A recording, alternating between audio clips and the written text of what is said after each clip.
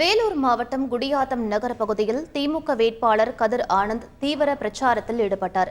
அப்போது கடந்த தேர்தலில் நான் அளித்த வாக்குறுதிகளை நிறைவேற்றியுள்ளேன் என்றும் நெசவாளர் பூங்கா அமைக்கப்படும் என்ற வாக்குறுதிக்கு நிலம் பார்க்கப்பட்டு விட்டது என்றும் அவர் தெரிவித்தார். மேலும் இந்த தொகுதியில் நிற்பது கதிர் ஆனந்த் அல்ல என்றும் முதலமைச்சர் ஸ்டாலின் தான் நிற்கிறார் என்றும் அவர் தெரிவித்தார். குடியாத்தத்துக்கு ஒரு நெசவாளர் பூங்கா ஒண்ணு அமைச்சு கொடுக்கறேன்னு சொல்லிருக்க.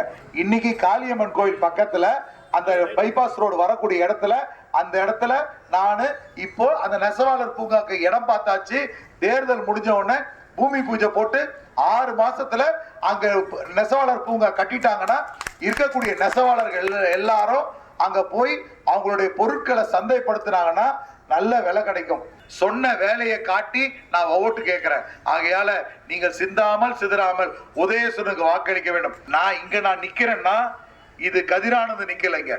இங்க நிக்கிறேன்னா இங்க ஐயா மு.க. ஸ்டாலின் தான் வேட்பாளரா நிக்கிறார். செய்திகளை உடனுக்குடன் தெரிந்து கொள்ள உடனே சப்ஸ்கிரைப் பண்ணுங்க.